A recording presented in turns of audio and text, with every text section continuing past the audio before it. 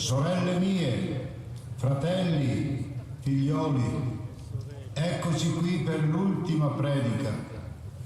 Dopo tante che io, monaco Federico di questa abbazia di Santa Maria di Sesto, vi ho rivolto in questi anni. Già lo sapete, perché se è vero che le mura del monastero sono spesse e alte, è altrettanto vero che le notizie e le chiacchiere ne escono volando al di sopra di merli e torri e si diffondono per il borgo, i campi, i paesi vicini. Io vi lascio questa bella abbazia e mi ritiro nella pieve di San Fior, che non è poi molto lontana, a vivere da eremita. Pregherò anche per voi, miei cari. Mi metterò in ascolto di Dio. Ascolterò che cosa dice a me Dio il Signore, perché Lui parlerà di pace al suo popolo, ai suoi consacrati, a chi ritorna a Lui con tutto il cuore. Ho cantato tante volte questo salmo nel coro con i miei fratelli. Odia Guido Quator in me Dominus Deus, odiando quetur pace. E voi avete risposto, ricordando che il messaggio era non solo per i religiosi, ma anche per voi e per tutti i cercatori di Dio. In plebem suam et super sanctos suos, et in eos qui convertuntur ad quo. Ci ho riflettuto tante volte e devo confessare a voi, tante volte voi avete confidato a me debolezze, preoccupazioni, paure, incertezze, che qui il Signore non sono riuscito a incontrarlo, a vederlo, a sentirlo. Lo devo cercare da qualche altra parte, perché ho capito che Lui viene nella pace, a parlare di pace, e qui pace non c'è, forse non c'è mai stata in 500 e più anni di vita.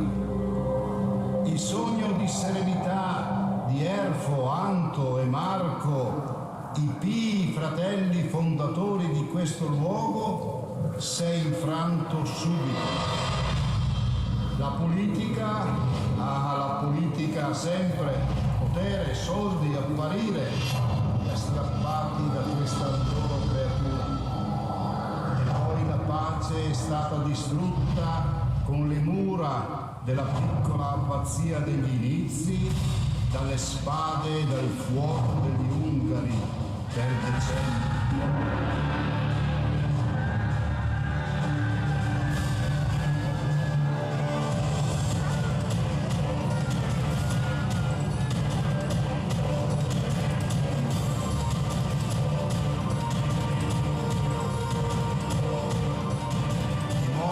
Dispersi, i vostri padri nascosti e rintanati come bestie selvatiche nel profondo della selva, senza neppure il coraggio di andare a vedere le macerie della propria capanna. Vi era stata donata la libertà dai padri, ma senza pace non esiste libertà. Si è tutti schiavi di spade, violenza, spoliazioni, saccheggi. Voi, Ottone, sacro romano imperatore e nostro benefattore, li vinse e li costrinse a vivere in pace nelle loro terre, e udirono il Vangelo della pace, incontrarono e accolsero il Signore Gesù che dona una pace diversa da quella che il mondo propone. E qui si ricostruì purtroppo una fortezza, mura, torri, posti di guardia, non credendo alla pace, ma sempre pronti alla guerra. Quei muri, quelle torri, i soldati tenevano fuori, lontano, il re mite e pacifico, Gesù. E nella fatica e nell'entusiasmo di un lunghissimo cantiere che dura da più di 2 secoli, non ci fu pace e forse non s'è incontrato Dio.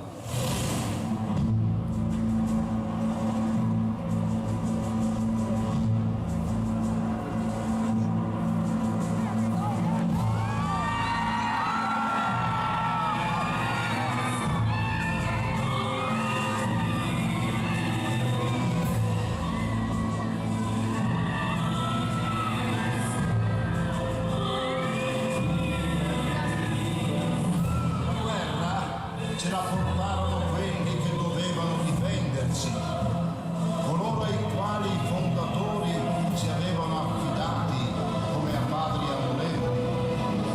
I patriarchi di Aquileia si trasformarono in persecutori e nemici nostri e vostri.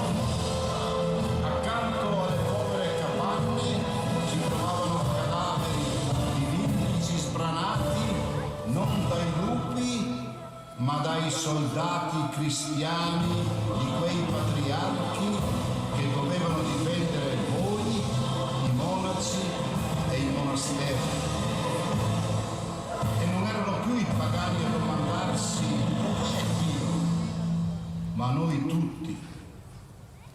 Iniziò il parente del conte di Pordenone, il borioso Wolfgang di Treffen, il potente Poppone, costruttore di basiliche e campanili e distruttore di monaci e contadini, e gli altri lo seguirono sulla strada della violenza. Monaci e abate furono costretti a ricorrere per protezione fuori dalla Chiesa, alle autorità laiche, all'imperatore, per avere un po' di tranquillità. Risultato? Un abate, incone di buona memoria, in prigione, lasciato morire di fame. Un altro picchiato e cacciato dal monastero. Un terzo costretto a ricorrere al Papa per protezione.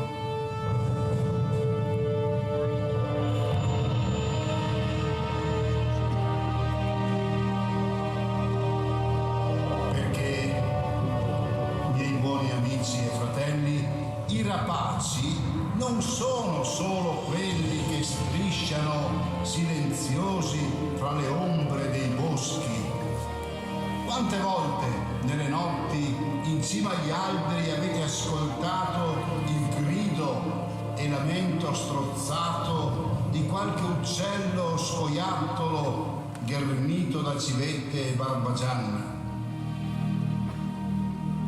O credete che le aquile volino così alte per il piacere di vedere da vicino lo splendore del sole o la bellezza dei panorami?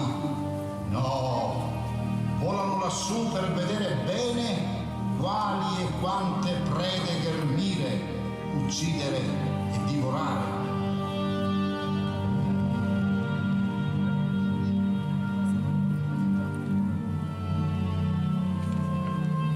Dio allora non ci abbandonò e ci fece dono di un monaco, Gottfredo di Hohenstaufen, parente di imperatori. Grazie a lui, divenuto nostro abate, si ebbe pace per qualche tempo. Quando ci lasciò perché eletto patriarca, ci giunse la bolla di Papa Lucio III che rendeva libera l'abbazia, prendendola sotto la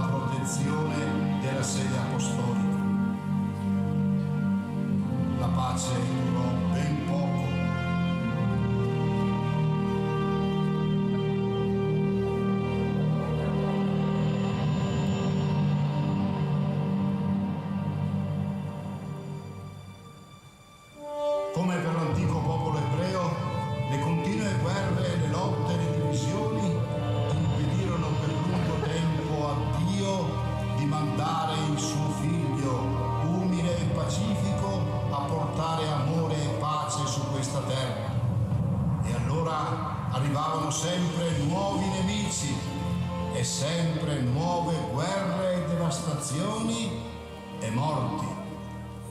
E Dio sempre più lontano, anzi assente e indifferente. Mentre si costruiva la nuova chiesa, quella che sta per essere portata a compimento, sembrò che di nuovo il Signore ci avesse abbandonato. Perché l'angelo dell'Annunciazione, il forte Gabriele, non annunciava una nuova venuta del Messia in pace? Perché ancora non si vedevano i lupi pascolare tranquilli con gli agnelli? Iniziarono altre guerre tra patria, veneziani e trevisani, e la guerra entrò nel chiostro. Monaci ribelli, attentati alla vita dell'abate, rivalità tra pretendenti alla cattedra abbaziale e ancora sofferenze e morti. E per voi, povera gente, ancora spoliazioni, furti, minacce e umiliazioni. Ho vissuto con voi anni terribili, più per voi che per me. Quante volte sottovoce mi avete chiesto: monaco Federico, perché il Signore non fa nulla, non schiaccia i prepotenti, non butta giù i superbi dai troni? Perché non c'è un po' di pace, così che si possa lavorare nei campi senza il timore d'essere uccisi, senza che il frutto del lavoro venga requisito dai soldati di questo o di quello? Io vi dicevo di aver fiducia, ma anche che il mondo è tutto in potere del maligno.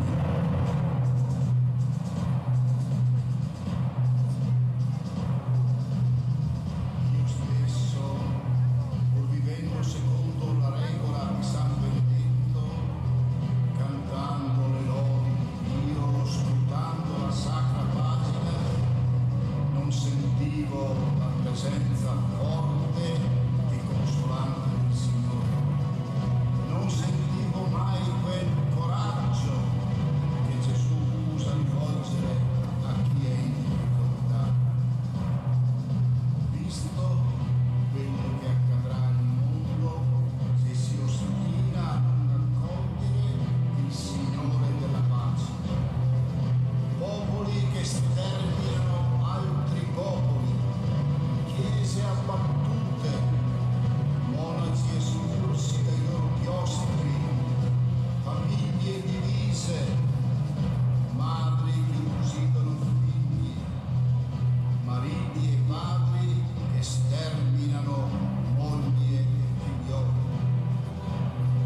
Ho visto religioni usare Dio come mazze e clave per schiacciare altre fedi e cristiani divisi combattersi a vicenda. E mi dicevo: Federico, tu hai perso la fede e ho temuto per la mia salvezza. Per questo non avevo la forza di dare a voi risposte che non avevo trovato neppure per me. Posso mostrarvi quello che sta accadendo alla Chiesa e al mondo, alle famiglie vostre e alla mia famiglia, la venerabile e amata abbazia di Santa Maria in Silvis, quando non si va d'accordo e ci si mette gli uni contro gli altri.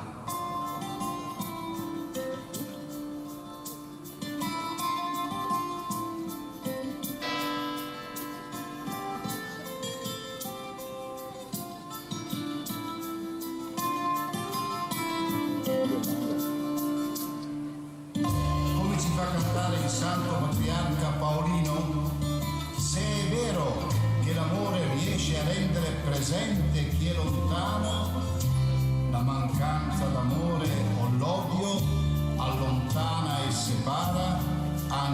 chi è vicino.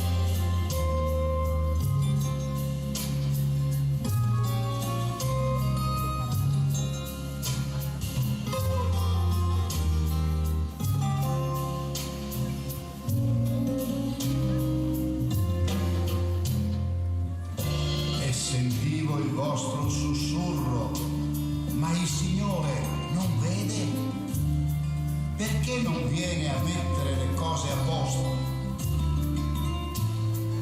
Vi ripetevo, il Signore dice, ecco, io sto alla porta e busso. Se uno mi apre, entrerò da Lui e resterò con Lui. Il Signore c'è e bussa alla porta di ogni casa, ogni convento, ogni città, ogni vescovado. Ma se dentro quella casa, quel convento, quella città, quel vescovado si sta litigando, ci si sta picchiando, si sta urlando l'uno contro l'altro, nessuno penserà di aprire al divino viaggiatore, perché tutti sono troppo impegnati a farsi del male e il buon Gesù non riesce ad entrare, rimane fuori come accadde a Betlemme, entra in un tugurio o in una grotta in attesa degli ultimi, di quelli che non hanno nulla da difendere perché nulla possiedono, o dei sapienti che abituati a guardare le stelle non si perdono in cose da nulla, ma sono capaci di viaggiare e viaggiare finché non riescono ad inginocchiarsi davanti a colui che ha chiamato loro e chiama tutti. Ecco perché me ne vado dal monastero, a costo di apparire insensibile alle vostre preghiere, alle vostre lacrime. Qui non si sente più il Signore che sta alla porta e bussa. Siamo impegnati in tutt'altre cose. Un abate maltratta un monaco si ribella all'abate, un vescovo tenta di impadronirsi dell'abbazia, l'abbazia vuole togliere libertà ai propri fittavoli. La nuova bella chiesa, ho paura di vederla vuota di monaci, monumento muto dello svanire di ideali stupendi. Ho trovato sulle prime alture sopra San Fior un capanno, alcune assi, un tetto di paglia che con l'umidità e il tempo si è trasformato in un piccolo prato verde. Lì, a Dio piacendo, passerò il resto della mia vita. Nel silenzio ascolterò quello che mi dice Dio e il Signore. Cercherò di aprire la porta del mio cuore perché entri il Re della pace.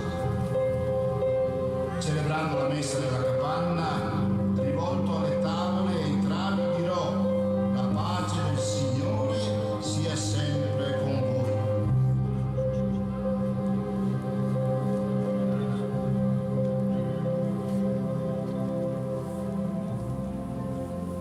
Vedrò i ragazzi crescere e diventare uomini, i giovani divenire riflessivi e maturi, gli adulti accettare acciacchi e pene della molesta vecchiaia, ma finalmente vedrò cambiare qualcosa.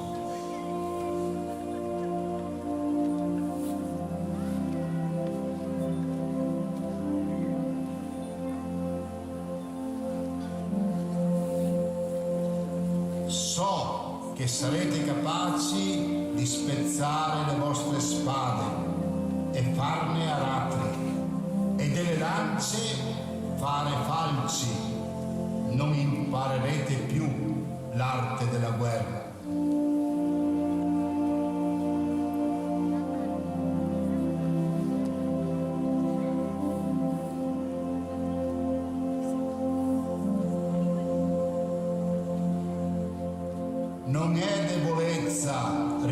pensare alle armi. Appena si lascerà cadere una spada o una lancia, non si sentirà più il passo cupo di un esercito che marcia, la porta inizierà ad aprirsi. In quello spiraglio di pace potrà avanzare il Signore che stiamo cercando. La predica da Dio è finita. Vi saluto e vi benedico. Continuate a sognare.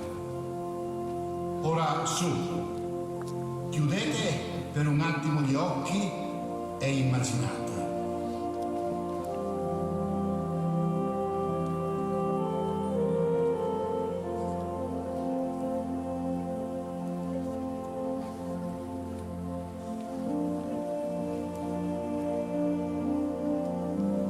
La nostra Sesto è di nuovo Betlemme. Maria ha detto sì e con Giuseppe è in cammino. Tante porte sono rimaste chiuse. Una, la vostra, si sta aprendo.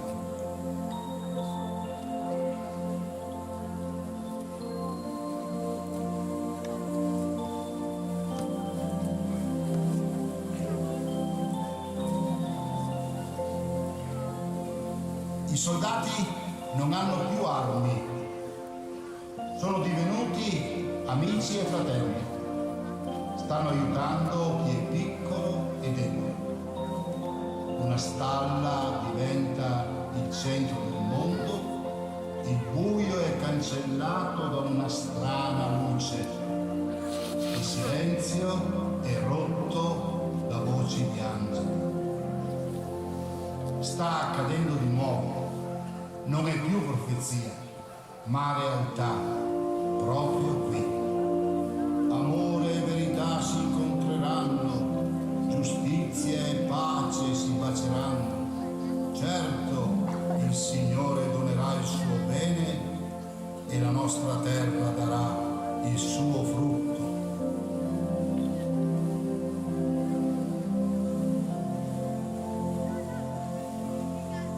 Ascoltate l'angelo, vi chiede di camminare verso quel bambino per cose belle, giustizia, pace, verità, bene e frutti, quelli della vostra fatica. Ora potete sentire con chiarezza la novità di ogni notte che diviene santa.